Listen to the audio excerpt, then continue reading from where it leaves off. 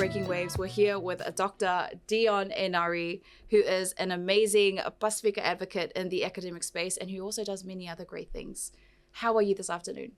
Good, man. Good to be here. How are you? Good, thank you. Still alive, still going. It's a good day. I love it. So I love the research that you've been doing on behalf of Pacific people, and it's a lot of the topics that I found as well. A lot of Pacific youth are talking about. But let's go into your latest PhD research, which was about pronouncing Pasifika names properly in sports and how important that is. Tell us a bit about why you wanted to study that.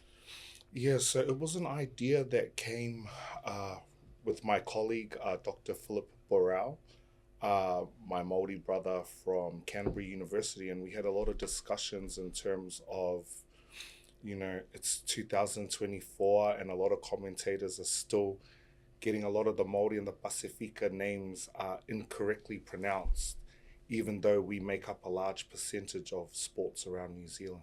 Yeah. And so that's an ongoing conversation that happens as they're not pronouncing our names properly when the boys are on the sports field, or even our women that are on the sports field. How important is it for them why is it important for them to pronounce our names properly? Yeah, it's important because it's a signifier of respect, and it's a signifier of respect not only to the individual athlete that's playing the sport, but everyone else that's connected to them that also carry the same name. Our last names are signifiers of ngafa, are signifiers of whakapapa. So it's important to pronounce them correctly, not only to acknowledge the sports person playing on the field, but also their extended family and their ancestors upon which the name comes from. Yeah. Do you think these kind of conversations are being held with the commentators? I'm not sure. I know. Yeah, I wouldn't be able to answer that. What ways do you feel, people in those industries can take to be more literate with Pasifika names? Absolutely. Enroll in Māori and Pacific language classes is one. But I believe the second one, and more importantly, is it's a sign that we need more Māori and Pacific commentators in those spaces, commentating in our languages and commentating, pronouncing our names correctly, and just having that representation in those roles. Right. And representation is important. And Yes. We've seen with the rugby union, there's been quite a fight to have a Pasifika seat, as for the advisor, as the board members. But that still hasn't been done yet. Yeah. To my knowledge. In your opinion, why is that seat important? It's important for Pacific people to hold governance roles in sport, or else we'll continue to only be the athletes in sport that operate under a Palangi system. So it's important to have a permanent Pacific seat, particularly in New Zealand Rugby Union, given, Pacific made New Zealand rugby what it is today. Without Pacific, New Zealand would have no Lauali Sir Michael Jones. They would have no Tui Fasasina Sir Brian Williams. We can go from back in the day right till now, they would have no Ari Savea. Pacific made rugby what it is here in New Zealand today. So, and continues to be one of the main bases of the future of rugby as well, and other sports. So I believe it's important that we have that representation at a governance level, at the highest levels, to ensure that a lot of our Pacific values and our Pacific beliefs and our Pacific wisdom is entrenched in the sporting system and filters down throughout the whole sporting system at all levels. That's really, really important, not just for now, but for future generations of Pasifika athletes that are coming up as well. Absolutely. For too long, a lot of them had been, there was this narrative that you left your culture at the door when you came to play, you come to play sport. Things are getting a bit better, but it's still somewhat tokenistic. So now, they'll allow you to sing one Samoan song after a game, or the commentators might say one or two Tongan words, but I believe Pacific in sport, we're ready to go to the next level in terms of governance, in terms of having a permanent seat at the governance table, and then hopefully having a Pacific person as the chair to then bring our presence to the next level in sporting organizations in this country. Absolutely. And just for the discretion of our viewers, if you could tell us some of the important decisions, you know, that are made from a board level. Yeah. Funding, who gets funded, who doesn't get funded, all the controlling of resources and how resources will be distributed are dictated from the board. Therefore, it's imperative that we have someone at the board advocating for what we need as Pacific people in these sports. And this is more of a personal opinion question. Why do you think there hasn't been a Pacific person? Because I'm sure there's talent in that space. Oh, Would absolutely. you say? Yeah. The amount of qualified Pacific people that are able to take up these roles is really empowering. There are so many talented Pacific governance people, Pacific sport governance people, Pacific academics, Pacific sport practitioners. You know, let's not beat around the bush. The reason is we've been massively gate-kept. It's still somewhat of a very Palangi old boys club at that level. So yeah, that's one of the main barriers. It's not that our people aren't capable of doing it. They are more than capable of doing it. It's the fact that, you know, we've been gate-kept from accessing those roles. Yeah, because that's usually a narrative that's driven as, it's because we don't want to be in those spaces. That's why it's rubbish. That's an absolute lie. Yeah. And that's I think that narrative is often used to drive very racist commentary. A lot of the time. So knowing that there's, you know, a lot of talent is very empowering and very good to know, because our people are there in those spaces. We have the capacity to do it. So also another personal opinion question would be, what are your what if you were to say we could do something today to try and get a Pacific person in that space, what are some practical steps that could happen from anybody to make that happen? Well,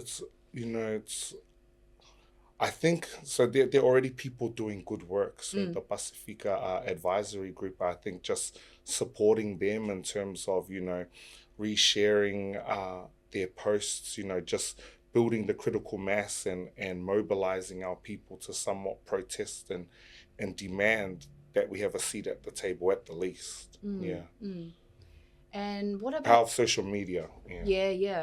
And I can see Pacific people actually banding together to create their own board. What are your thoughts about that? So I don't know about board, but I know they're Pacific, you know, they're Pacific people in the advisory group. And that's awesome. I think I support anything pro-Pacific. Doing anything pro-Pacific in the sporting space is better than doing nothing at all. So I fully support all those people fighting the good fight. Do you think there are any challenges when things are made exclusively Pacific? Like, for example, I would use one, for example, is the Moana Pacifica team. So it was made to, you know, support Pacifica players, and it was made just for those Pacifica players. But from what I've heard, there have been difficulties in that, because, like, supporting the talent, having the funds to support the talent, and also now they've allowed Maori players to join. So I was just thinking, from your expertise as a Pacific academic, do you think there are difficulties when things are made exclusively Pacific? I think there's more challenges that happen with anything that's new.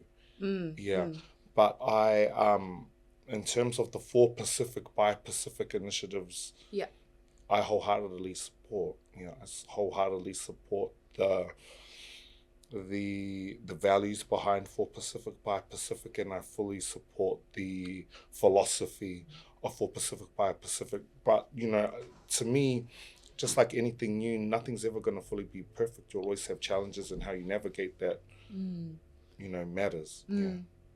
And at least we're starting, eh? That's right. Yeah. And I think we'll learn so much, like moving down through the good things and also the mistakes that we might make, as long as we're starting. I totally agree. Yeah.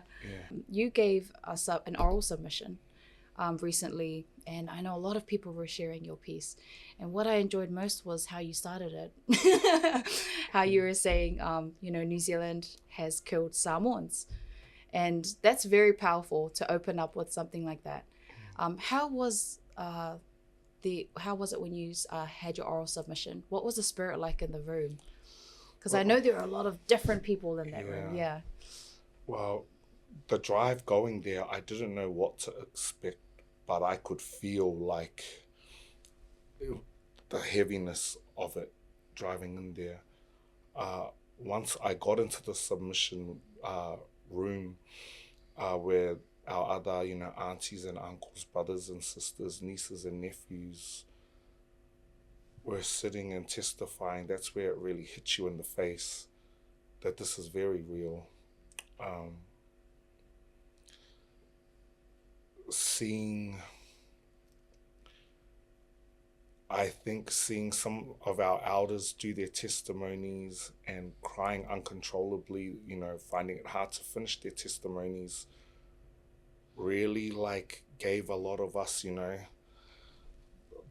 sparked the fire inside of, you know, we've all got to fight and, you know, try our best. You know, this is it was a very emotional day for every Samoan that was there.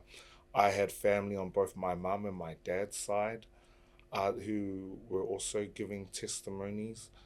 I had the photo of my late Auntie Jessie and my late Uncle Sophie Pua held there, and they were the ones who housed my mum when my mum moved from Samoa to New Zealand, and then to see my uncle Reverend Moore Strickson Pua testify and share those stories, it really etched in my heart that I was standing on the shoulders of giants, and you better not stuff up. Like, you better go hard or go home. And we came too far to just go home. Yes. Yeah. Hence your introduction. Yeah. Which was very powerful and very bold of you, to be honest, because, man, that's, especially presenting that, I applaud you for your courage to present that. And I think a lot of young people can find strength when they watch it, because, you know, we're raised in a society that often looks down on us, or we're made to feel less confident about ourselves. So having these pieces of content like your oral submission available is very, very important. Christopher Luxon said that this bill would enable mass migration. And you stated that this is not the case. Why do you feel that way? Yeah, I just want to, just go into the first point in terms of, you know, how, so I repeated several times, you know, the New Zealand Crown has killed Samoan people. I want to make the point clear that I said that because it's extremely factual. I think a lot of Samoan people, particularly our generation, are unaware. We're very aware of the injustices that the New Zealand Crown had on Māori, absolutely. But a lot of us are not informed of the injustices and the deaths caused at the hands of the New Zealand Crown, with them murdering, you know, Tupua Tamasese, Lealofi III, for them not quarantining properly, bringing the influenza in knowingly, killing off a quarter of the population. And so it's important for us to understand that and know that history when we live in this country. Because of those injustices because of those violations that were put on us, our population is 1/4 less than what it should be today. Yeah, so I think I also I just really wanted to make that point clear. Um, so then the Crown knew that we know our history, and I think too the other part that our generation needs to remember is that the New Zealand Crown illegally occupied Samoa before independence. Yeah. How arrogant and how ignorant of them to raise the New Zealand flag on our home soil in Apia. They had, that was an illegal annexation, an illegal takeover on Samoan terms. So I'm glad I made that point really clear, and it was pretty cool to, when we were talking, there were a lot of younger people going, oh, I didn't even know that. I was like, yeah, know your history between, the history between Samoa and the New Zealand Crown. So no pālangi or no whiapoko can tell, can shake your foundations here. Yeah. Going back to Christopher Luxon's comment, the research of my research and other research of other Samoan academics has shown that the migration now from Samoa, there's now a trend of them either migrating here in New Zealand for to gather resources or for schooling to then go back to Samoa, or to come here and gather resources and use New Zealand as a stepping stone to migrating to Australia. So those are the two main migration trends that we're seeing now. So by Christopher Luxon saying, we're going to get flooded by them, blah, blah, blah, that really is political propaganda, dog whistling to his white right-wing voters. Yeah. Totally unsubstantiated. Yeah. I thought that was a very unfair comment for him to make. And I also want to make another point too, when we're looking at Samoan people, I don't say other Pacific people, I say, actually, well, you guys can edit this out. When we're looking at Samoan people here, this is our Pacific Ocean. Yeah, New Zealand is Aotearoa is situated in the Pacific Ocean. This is our ocean, and this is our Māori cousins, whenua. Yeah. We had those relationships with Māori before the arrival of the Crown. So acknowledging the historical ties that we have here. Yeah. The Crown never belonged in this ocean. They didn't belong here then, they don't belong here now. And this is the whenua that we're on is Māori whenua, and the whenua of our whānau, of our cousins, and this is our Pacific Ocean, this is our moana. So understanding the geopolitical context there, you then start to be like, oh wow, who are you, Bala? Yeah, exactly. Yeah, we were in this ocean far before the arrival of, the first Palangi settlers. Yeah. Yeah. And Māori to us are family. Yeah. Exactly. Yeah. You're at our cousin's house. Yeah, exactly. Yeah. And I think when you have that level of understanding, pre-colonization and the relationships that we had with Māori people, how was, if you're young, you get angry at it, you're kind of upset, that this is happening, and how it's so hard to hold that perspective and be calm. Yeah. How have you managed to, because I know you are that's why I was very stricken by your, your intro, because you can see, you understand the injustice, you can see how much we've been wronged, but you're able to remain firm in what you say, but also respectful. Yeah. And I think that's amazing. How have you been able to do that? I think for me, I just always speak my truth.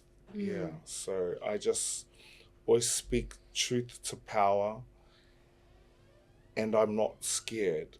And I like to present my argument in a way where you can't find holes, where, there's a saying, how does the saying goes? You're entitled to your feelings, but you're not entitled to your facts. So when you put those type of facts in front of people that are against specific things, where can they go? Facts are facts. Yeah. And so I think that's how I get the balance. I'm like, nah, I've got to make sure that my argument, that my facts are in place and are intact. So, you know, so our fight is taken more seriously. Yeah. Absolutely. And I thought I'd just raise that because a lot of the time youth are very emotionally attached to that. And I'm not saying it's a bad thing. Yeah. It drives a lot of aggression and how we approach issues, which sometimes in some systems it's not beneficial because they'll look at it and be like, oh, they're just acting out of emotion again. And it kind of blocks us from progressing. Yeah. So I think it's important to have examples like yourself to show how to maintain these different qualities to push us forward. You know, that's, going off that point, if I was to sum up my academic career, so from my bachelor's to my master's to my PhD to having a permanent academic role, it was all fueled off emotion, and it was fueled off the emotion of anger. At a very young age, I was very aware of the injustices that were imposed on Pacific people because, I was a little whaikakala kid at 7 or 8, listening to the political discussions of the elders. So then I knew at a very young age, you better climb the system and try and climb as high as you can to be as useful as you can, to try and be as much of a useful servant to our people, because if I'm not going to get up and do it, and our generation is not going to get up and do it, it's going to keep happening to us, and we're just going to be sitting back complaining. So for me, the emotion drove the fire to keep going. The emotion of anger at the system and anger at Pacific haters and naysayers drove me to be like, okay, nah, you're the next one. You've got to do the PhD in that. And I think my love as well, also, the emotions of anger and love, how dualistic that is, and my emotions of my love for our people, how much I, and my love for not wanting to see them get hurt, and my love for wanting a better future for them, me, and for all of us. So those two emotions drove me to be where I am today. Yeah. That's beautiful. Thanks. Using emotion in the right way and funneling them through hard work. You basically use it to feel, doing better things, and I think that's amazing. So I wanted to come inside now into our people, because we've been talking a lot about the systems and the things that are kind of barriers to us progressing. And with the Samoan Citizenship Bill, I think this is the first time in a long time I've seen people from National, people from Labour, Samoans specifically come together to support this bill. And oftentimes during election period, we see a lot of politicking, we see a lot of, throwing each other under the bus and whatnot. But with the Samoan Citizenship Bill proceedings, do you feel that our Pacific or Samoan MPs and political figures have united successfully? I think uniting together in and of itself is a victory, particularly we have so many prominent Samoan leaders in different spaces that may have varying belief systems, but the fact that we all came together under one kaupapa in terms of the citizenship is a victory in and of itself. And what I witnessed there with some of the Samoan leaders from different parties just supporting each other, even though, they have different political swayings and support different political parties, was beautiful because everyone united as Samoans first and foremost. So that's why it worked. So I believe it's a great success. It was a great success. I believe we need more of it and just need to keep the momentum going. And yeah. That's good. Last election, we heard David Seymour says he was going to blow up the Ministry for Pacific Peoples as a joke on mainstream media. And a lot of Pacific people are actually confused because he's supporting the Samoan Citizenship Bill. Yeah. And under the same breath, he said he doesn't want the Ministry for Pacific Peoples to Yeah. exist. So as someone who was just overlooking this, you know, who was seeing everything unravel, it's hard for them to make sense why this man who would say that would also support the Citizenship Bill. What do you think is a reasonable way to view these things when they happen? Yeah. I don't know what his game is, but he's just politicking. Yeah. Right, so, right. you know, it's this way. Yeah, I myself was surprised that he's supporting it as well. You know, again, any support's good, even support from our enemies. we take it all. Beggars can't be choosers up in this house, Jax. It's all with politicians, it's politicking. So yeah, I don't know what his rationale was behind that, but we'll take it. So you reckon, like, if it works for us and if it's in support of us, it's okay? Of the movement, If for the goal we're trying to achieve, it helps that David Seymour says yes. Okay. Yeah. Okay. Irrespective of how many differences we have. You know, there's also been a lot of feedback saying this bill is kind of not strong enough because it doesn't include the descendants of the people who suffered through the injustice of this. What are your thoughts about that? Oh, I agree, but I think it's a good first step for the next step. Yeah. So down the track, that could be the next fight is for Descendants as well, and then so on and so forth. Yeah. Right. So it's important would you say it's important for Samoans to participate in these things? And because some people are just looking to be like, oh, I don't want to bother with it because it doesn't include the descendants. Do you think that's an unfair way to look at it? I think that has merit, but my challenge would be, you know, it's a first step, and it's a step forward, and it's a step in the right direction nonetheless, and it doesn't have to be the final step. Yes. So I believe, you know, we fight for this, and then, you know, the next phase, fight for Descendants as well. Yeah. Amazing. So this bill is going, after the oral submissions, it'll be heading into second reading. What are you hoping? What kind of support are you hoping for in the second reading? I'm hoping for support across the parliament. I'm just more yeses. Yeah. I'm really hoping for a big fat yes and a big party at the end. Yeah. Nice. Yeah. And just one last question to finish this off. Thank you so much for sharing your wealth of knowledge on the show. What is your words of encouragement for, because I know you're heavily in the academic space, for young Pasifika people who are wanting to pursue their academic career? That's a big question, and have me end off like that.